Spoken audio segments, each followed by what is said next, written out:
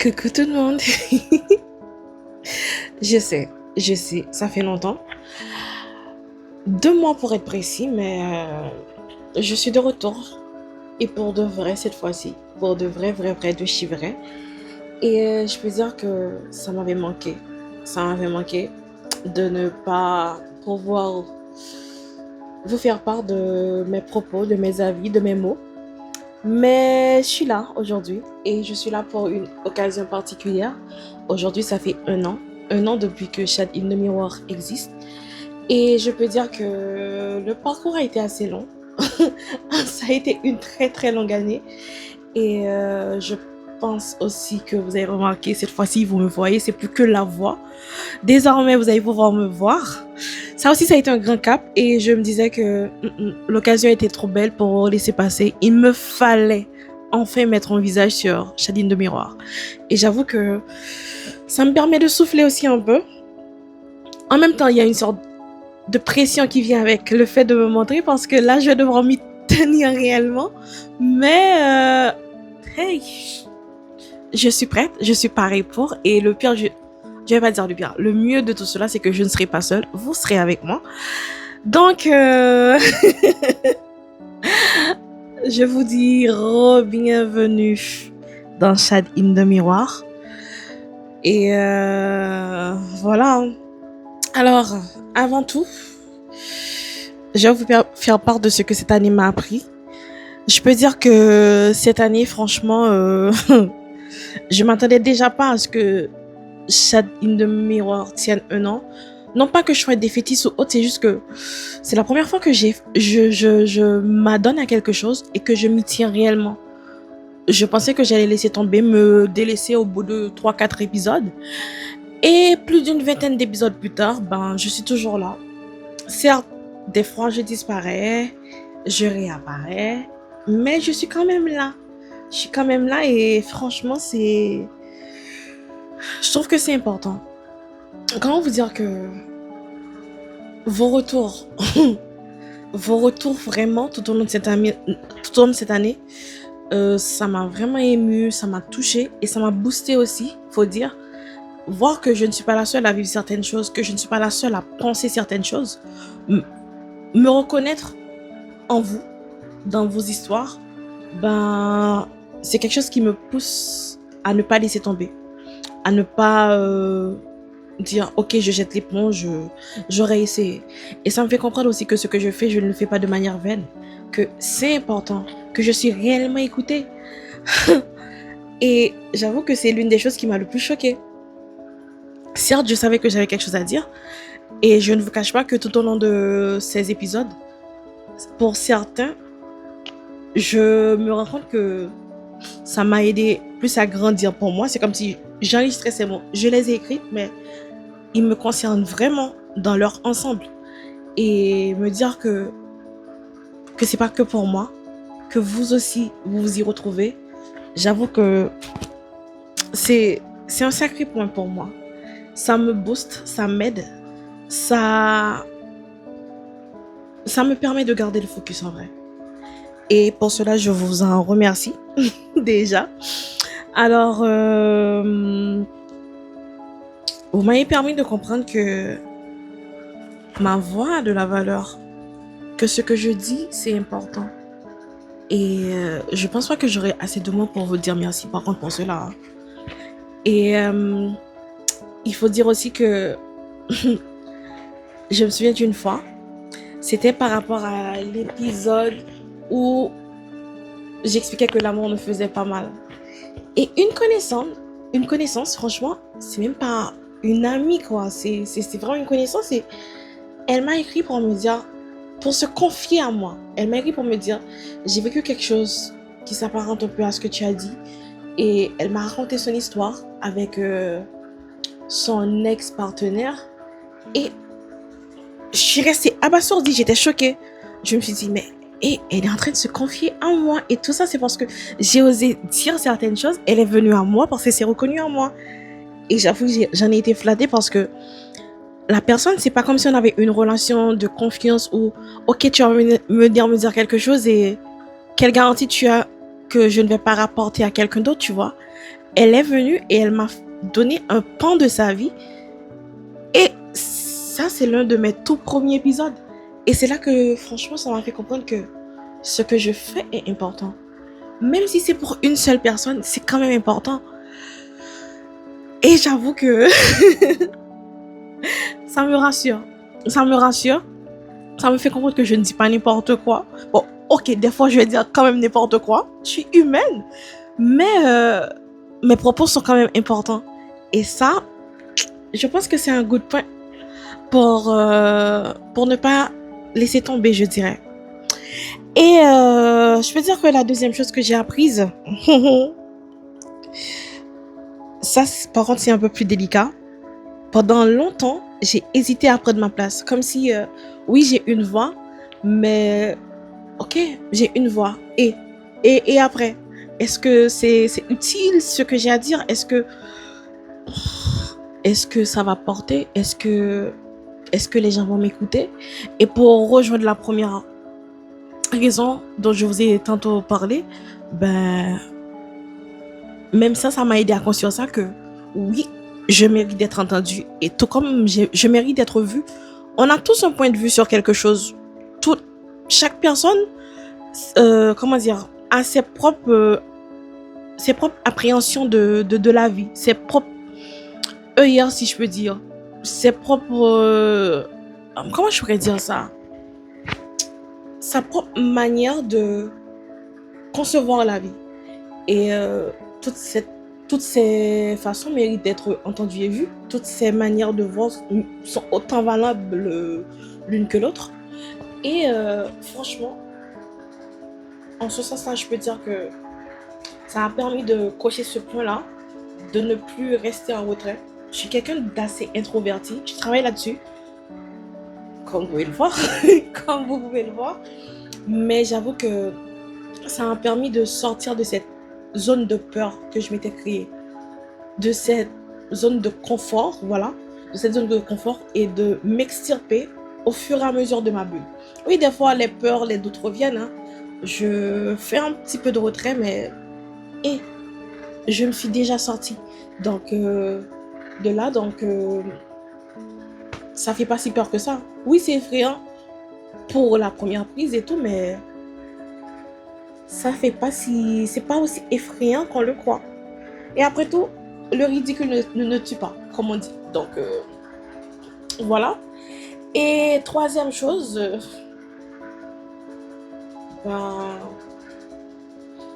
je peux dire que ça a permis de savoir que je touche des gens que je ne connais même pas. Que c'est pas que mon entourage que mes mots, comme si impactent. Ça impacte d'autres personnes que je ne connais même pas. Mais n'empêche que ça fait du bien de voir que, de par leur retour, de par vos retours, que ce que je fais, ça a un impact, quoi. Ça touche et tout. Et franchement, j'en suis fière. Ça me donne de quoi être réellement fière de moi et de pouvoir continuer. Alors, à la question où est-ce que j'étais passée pendant ces 2 derniers mois, je sais, vous avez entièrement raison de vous poser la question. Faut savoir que au tout début, quand j'ai commencé Shadine de Miroir, je ne travaillais pas. Et donc, j'avais le temps. D'ailleurs, je n'avais que ça. J'avais le temps pour, écrire des scripts. Faut savoir qu'un script, en général, ça me prend en moyenne 3 heures pour l'écrire, pour rédiger, pour penser, faire des recherches si je dois faire des recherches sur quelque chose, pour voir, je vais pas dire des stats et tout, mais par rapport à ce qu'on dit déjà sur le sujet et voir comment je peux corréler ou bien mettre en parallèle ce que moi je pense et ce qu'on dit aussi. Donc, ça demande du travail. Et je dois avouer que là, au cours de cette année, tout a changé.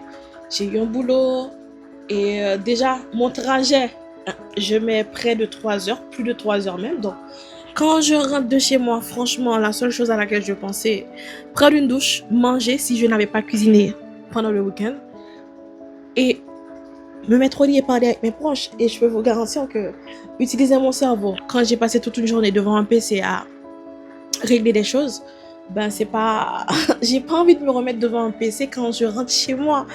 Donc c'était un peu plus compliqué pour moi pendant ces derniers mois de maintenir le flow. En plus, il y a eu des événements au cours de ma vie, comme si dans ma vie privée, qui ont impacté aussi ma manière de voir les choses. Donc psychologiquement, je peux dire que ça m'a fait un certain choc et je voulais pas que cela se ressente dans mes propos. Oui, je sais, je fais un podcast où être vulnérable, je prône cela, mais comment dire, à être trop vulnérable, je veux pas que mes propos soient biaisés. Donc, je voulais pas que mes émotions influent trop sur mon script. Parce que je sais que si je m'étais mise à écrire, c'est ce qui allait se passer. Que on allait ressentir peut-être ma tristesse au cours de mes propos et tout. Et ça, sincèrement, je voulais pas. C'est pas ce cadre-là, c'est pas cette direction-là que je veux réellement donner à mon podcast, quoi. Donc, je voulais pas laisser faire des scripts empreints de mièvrerie. Mais, donc, voilà. Donc, c'est pour ça que j'ai un peu disparu. C'est pour ça que j'ai dû prendre un peu de temps pour moi. J'ai pris une belle pause parce que 2 mois, c'est quand même long. Mais vendredi, quand j'ai fait mon flyers, franchement, les retours étaient magnifiques. Vos retours étaient tout simplement magnifiques. Et j'ai un ami qui m'a écrit, qui m'a dit « Ah, donc c'est ton podcast et tout ?» Et il a commencé à écouter. Et il a fait une capture d'écran de son Spotify, d'un épisode que j'avais écrit. Et qu'il m'a dit « Franchement, j'avais besoin de ces mots. Et merci. » Et ça m'a émue. Ça m'a émue. Et si j'avais besoin d'un feu vert pour me relancer pour cette seconde année, ben c'était celle-là, quoi. Voir que, en plus, c'est un homme. J'ai toujours dit que cet espace, c'était pas que pour nous les femmes. Je m'adresse aussi comme si aux messieurs. Et que cette personne me dise cela. Et ça, franchement, ça m'a vraiment émue, mais à un point que je me disais, comme je me suis dit que je ne peux pas laisser tomber. Il faut que je poursuive mes propos. Il faut que je reste sur la ligne, que je me reprenne. Et c'est ce que j'ai l'intention de faire là. C'est ce que je fais déjà. Donc, encore une fois, désolée, mais je vais dire beaucoup de merci. Je vais dire beaucoup de merci tout au long de cet épisode parce que j'ai pas le choix. Je suis reconnaissante pour vous. Je suis reconnaissante pour vos mots. Je suis reconnaissante pour ce que vous faites pour moi parce que vous me maintenez. C'est vous qui me donnez la force de continuer. Donc, je suis obligée de vous dire merci. Par contre, comment dire? C'est vrai que en lançant ce podcast, je pensais que j'aurais été plus carrée, plus organisée. Je suis très Madame Liste. Mais comme vous avez vu, des fois je disparaissais, des fois je réapparaissais. Et faut dire que je veux plus de ça déjà pour l'année qui vient là. Je veux être plus organisée déjà. Donc, je sais que des fois, il y aura des moments où je serai submergée et tout. Je pense que je vais essayer d'anticiper quand c'est mon venir de voir si je peux déjà préenregistrer certains épisodes. Ne pas laisser le doute trop m'envahir. Ne pas laisser le doute me submerger complètement. Et même quand j'aurai des pauses, je tâcherai aussi de vous avertir.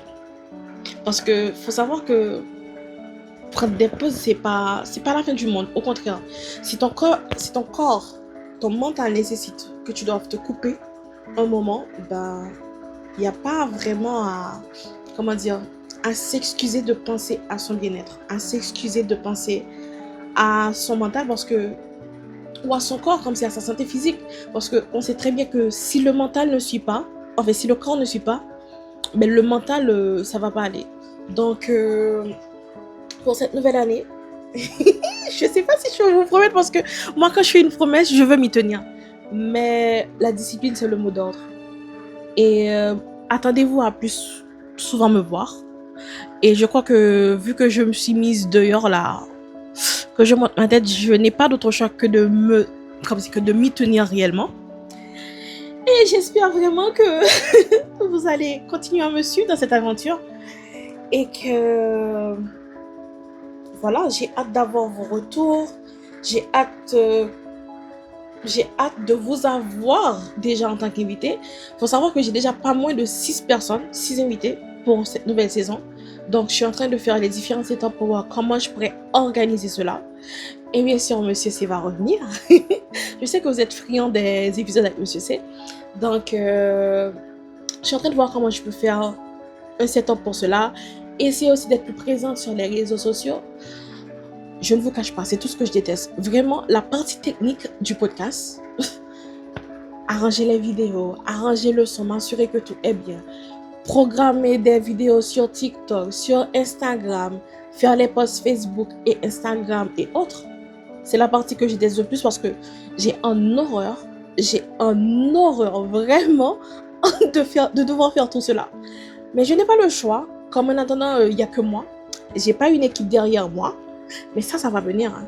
Je le déclare. Ça va venir. Donc, pour le moment, je n'ai pas le choix. Mais j'ai l'intention de réellement m'y tenir. Et d'essayer de cadrer au max Shadine de Miroir. Donc, je vais pas être trop longue. Franchement, pour la première année, je voulais vous faire un petit récap du pourquoi j'ai disparu, du pourquoi je reviens maintenant, mais aussi le pourquoi j'ai lancé ce podcast et que ce que j'ai appris tout au long et surtout ce que je compte faire pour l'année à venir. C'est vrai que j'ai pas un plan linéaire et tout. C'est juste que je vais me dire que le mot d'ordre c'est la discipline. C'est la seule chose comme qui me reste en tête pour Shadine de Miroir. Je n'ai pas vraiment, comment dire, un plan bien détaillé de ce que je veux, mais je vais essayer au max de me donner à fond et de faire en sorte que, de toujours porter des mots qui sauront vous toucher, que vous puissiez toujours vous reconnaître dans mes propos.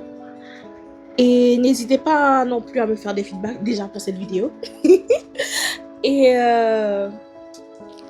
vraiment, quoi dire d'autre? Joyeux anniversaire à Shadine le Miroir, joyeuse première année à Shadine le Miroir. À vous qui étiez là dès le début, depuis le premier épisode, merci sincèrement. À ceux et celles qui ont rejoint au cours de l'aventure, merci aussi. Et à ceux qui jamais n'ont arrêté de m'écouter, franchement, merci. À mon entourage qui me booste, je vais pas citer de nom parce que j'ai peur d'en oublier et de me faire tirer les oreilles après. Donc, merci à vous d'être toujours là pour moi. Parce que franchement, mon entourage, les personnes qui sont chères à mon cœur, qui me portent, qui me boostent, vraiment, je serais pas là sans eux. Je serais pas là sans vous. Réellement. Et merci parce que vous êtes là toujours pour moi. Quand j'ai envie de laisser tomber, vous avez les mots qu'il faut. En principe, c'est moi qui utilise des mots pour les autres, mais vous avez toujours les bons mots pour me dire « Ah non, tu peux pas laisser tomber. » Sincèrement, j'ai pas de mots pour vous. Merci, merci, 1000 fois merci.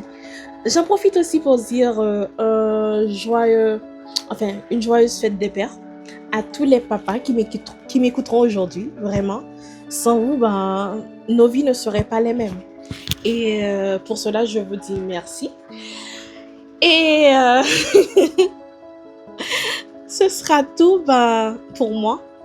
Ce sera tout pour moi. Et désormais, vous allez devoir supporter ma tête. Vous n'avez pas le choix. Donc désormais, ce sera ainsi. Et voilà. À dans 2 vendredis. pour le prochain sujet. Ici, c'était la Chadine de Miroir pour un épisode spécial anniversaire.